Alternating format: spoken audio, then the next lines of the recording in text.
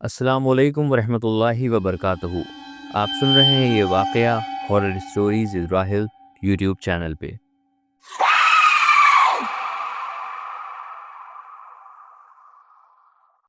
ये वाक़या रहमत अली साहब जो आगरा शहर के रहने वाले थे उनका है। उनकी फैमिली में उनके 3 भाई और उनकी बीवी नाहिदा बेगम और उनके 2 बेटे रहते थे।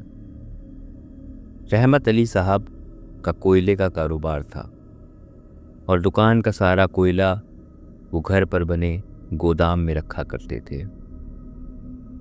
ठंड का मौसम शुरू हो चुका था और कोयले का कारोबार बहुत अच्छा चल रहा था। रहमत अली साहब का जैसा नाम था वैसे ही उनके घर में बड़ी रहमत थी।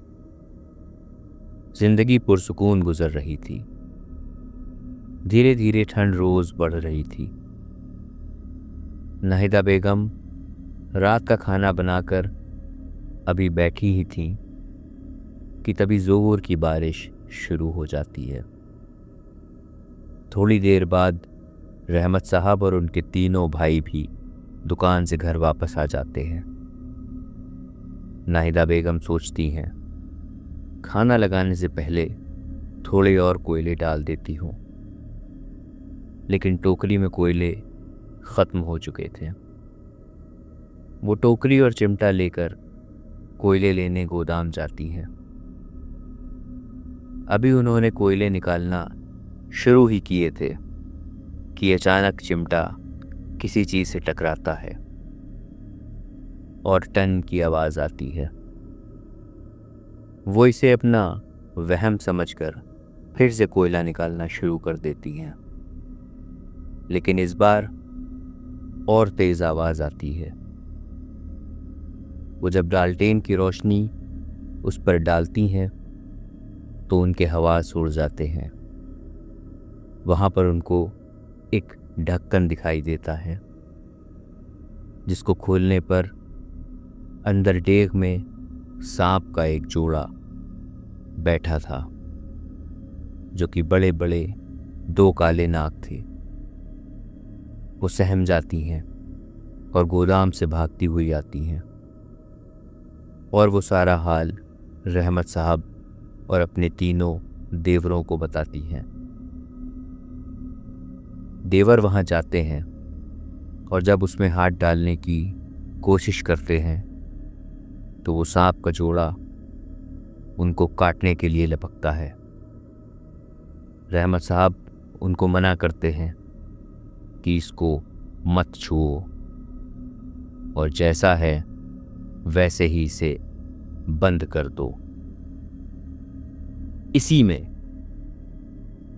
सबकी भलाई है।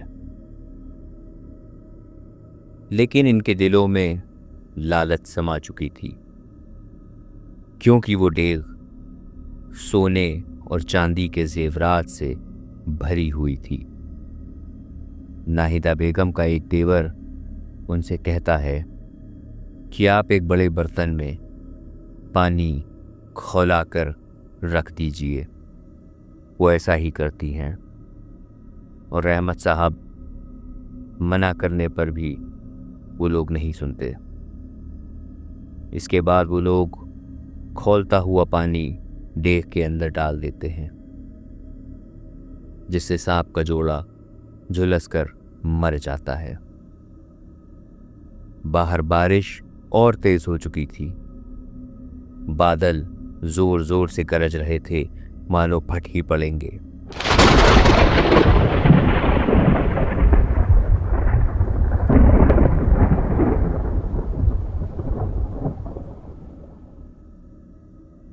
रहमत साहब के 3 भाइयों और नाहिदा बेगम की खुशी का कोई ठिकाना नहीं था। रहमत साहब के भाई मरे हुए सांप के जोड़े को चिमटे से डेग से निकालकर फेंक देते हैं।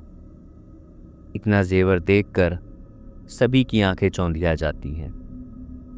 नाहिदा बेगम और उनके तीनों देवर आपस में तय करते हैं कि भी रात काफ़ी हो चुकी है, अभी इसको ऐसे ही ढक देते हैं, सुबह देखेंगे कि इसका क्या करना है। और सभी लोग गोदाम से बाहर आकर गोदाम के दरवाजे पे ताला डाल देते हैं।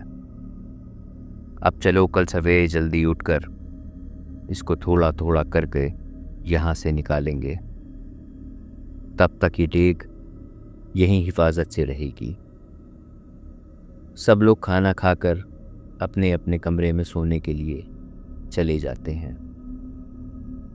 नाहिदा कमरे में जलती हुई लालटेन को बुझा देती है और सोने के लिए लेट जाती है, लेकिन उसकी आंखों से नींद मानो गायब हो चुकी थी और बार बार उस सांप के जोड़े का ख्याल आता था। जहाँ एक तरफ इतना जेवर मिलने की खुशी थी, वहीं एक तरह का खौफ भी था। उन्हें घबराहट भी हो रही थी। अभी उनकी आंखें लगी ही थीं कि इतने में बादल जोर से गरजते हैं।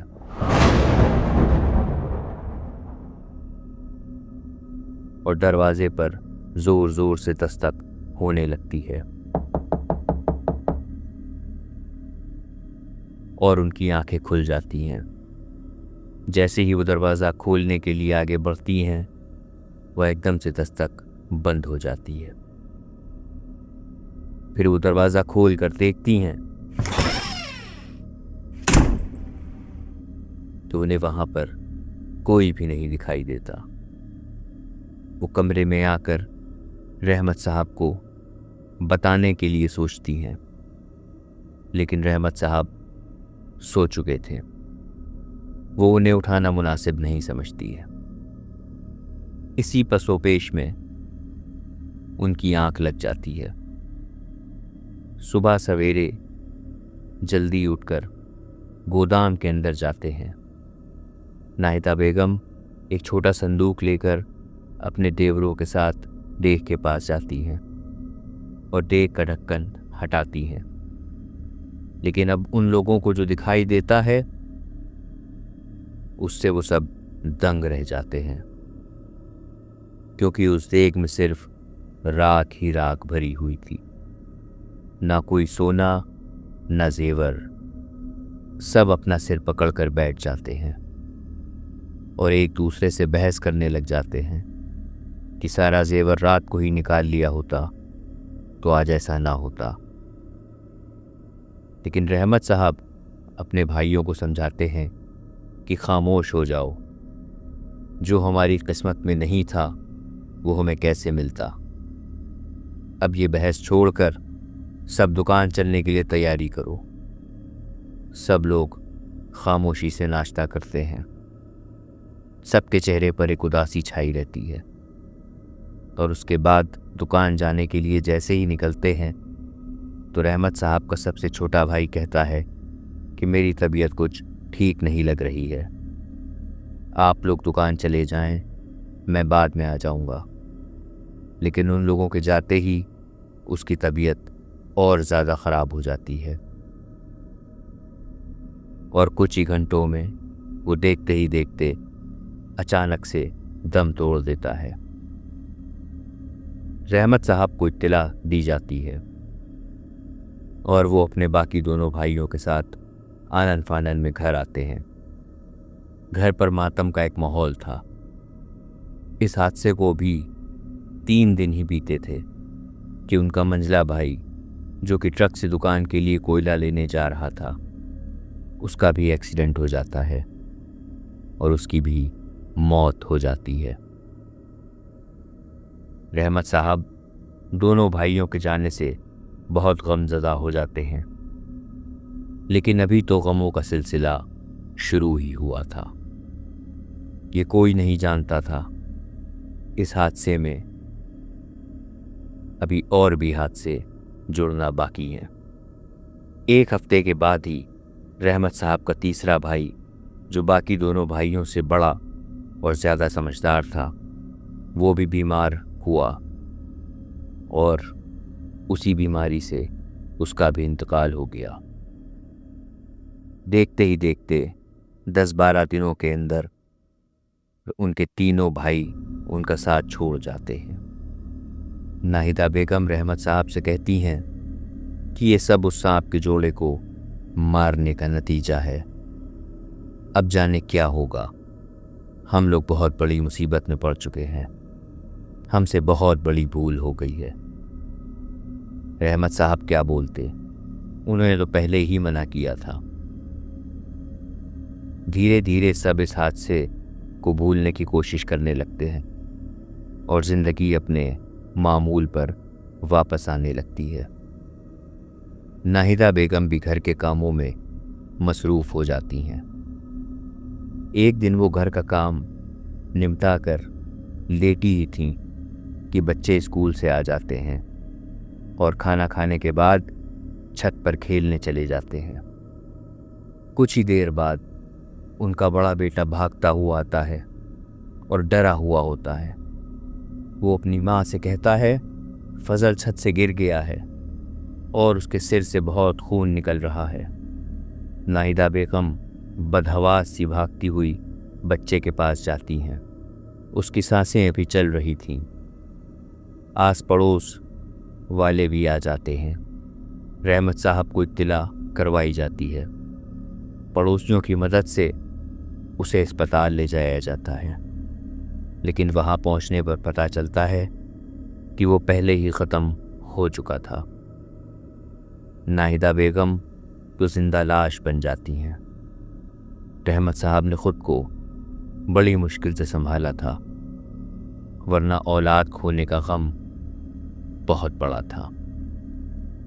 इस हादसे को भी एक ही दिन बीता था कि उनके बड़े बेटी की भी तबीयत नासाज हो जाती है। डॉक्टर को दिखाने पर पता चलता है कि उसे बहुत तेज़ बुखार है। डॉक्टर दवा देते हैं, लेकिन बुखार मानो उतरने के बजाय बढ़ता चला जाता है। 2-3 दिनों में ही बच्चा बहुत कमज़ोर हो जाता है। डॉक्टर पट्टी रखने को कहते हैं। नाहिदा बेगम रात भर पट्टी रखती हैं। फिर थकावट से निढाल होकर उनकी आंख लग जाती है। आंख लगने के बाद वो ख्वाब में देखती हैं कि उनके दरवाजे पर ज़ोर ज़ोर से दस्तक हो रही है और दरवाज़ा खोलने पर वहाँ 2 काले साए दिखाई देते हैं।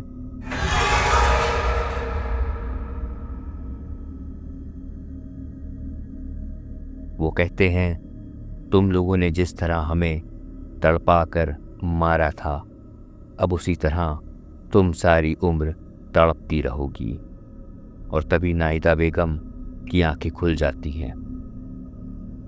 सामने का नज़ारा देखकर उनके होश उड़ जाते हैं, क्योंकि उनका बड़ा बेटा भी उन्हें छोड़कर इस दुनिया से रहलत फरमा चुका था। लालच का जो फल उनको मिला था, वो सबक उनके लिए काफ़ी था। नाहिदा बेगम का गम कभी ना ख़त्म होने वाला था और अब उन्हें इसी गम को लेकर जीना था, जो पता नहीं कब ख़त्म होगा भी या नहीं होगा। मेरे दोस्तों, ये गैर मरई मखलूक अक्सर काली बिल्ली की शक्ल में, अक्सर सांप की शक्ल में आते हैं, लेकिन हमारी और आपकी आंखें इनको पहचान नहीं पाती। इसलिए कभी भी जाने अनजाने में इनको मारने से परहेज़ करना चाहिए। क्या पता ये कोई गैर मरई मखलूक हो। और लालच से हमेशा बचना चाहिए। अगर आज वो लालच ना करते तो उनका पूरा ख़ानदान ज़िंदा होता और हंस खेल रहा होता, लेकिन उन्हें अपनी लालच का फल मिल गया। उम्मीद करता हूँ ये वाक़या आपको पसंद आया होगा। हमारे चैनल को ज़रूर सब्सक्राइब करें, अपने दोस्तों में शेयर करें। ऐसे ही सच्चे वाक़ये आपके सामने मैं लाता रहूँगा। दुआओं में याद रखें, अपना ख्याल रखें। अस्सलामु अलैकुम व रहमतुल्लाहि व बरकातुहू।